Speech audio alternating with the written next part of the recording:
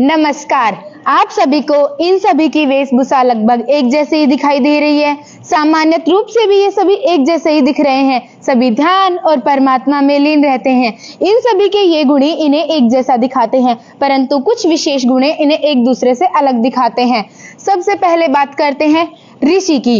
ऋषि एक शीर्षक है। वेद, पुराण व धार्मिक ग्रंथों के रचयिता ही ऋषि कहलाते हैं। ऋषि यानी वैदिक काल के साइंटिस्ट भी हम इनको कह सकते हैं, क्योंकि इनकी कही हुई हर बात के पीछे वैज्ञानिक कारण होते थे। इनकी विचारधारा उतनी ही सम्माननीय थी जितनी आज के विज्ञान की विचारधारा को मानते हैं।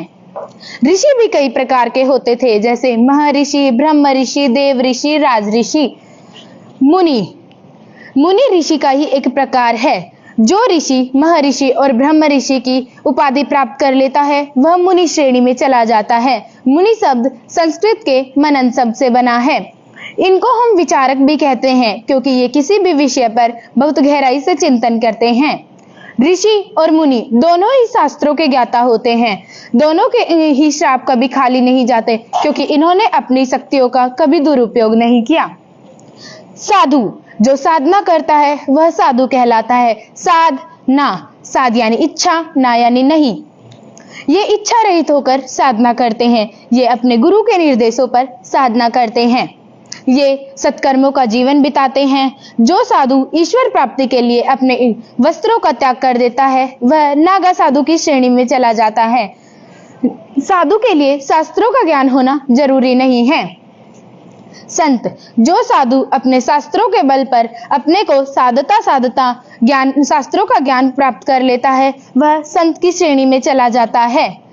अब यह आध्यात्मिक चिंतन की जगह समाज से जुड़ जाते हैं।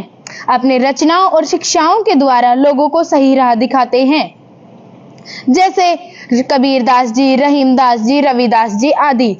जो संत जिस स्तर का ज्ञान प्राप्त कर लेता है उसी स्तर पे उसे उपाधि मिल जाती है, जैसे हम सुनते हैं स्वामी जी, महाराज जी, श्री श्री 1008 आदि। सन्यासी, यह शब्द अन्यों की भांति अत्यंत प्राचीन नहीं है। वैदिक काल में भी किसी सन्यासी का कोई उल्लेख नहीं है। जैन और बौद्ध धर्म के अस्तित्व के बाद ही यह प्रचलन में आया है। संन्यास शब्द संन्यास से बना है। संन्यास यानी त्याग करना।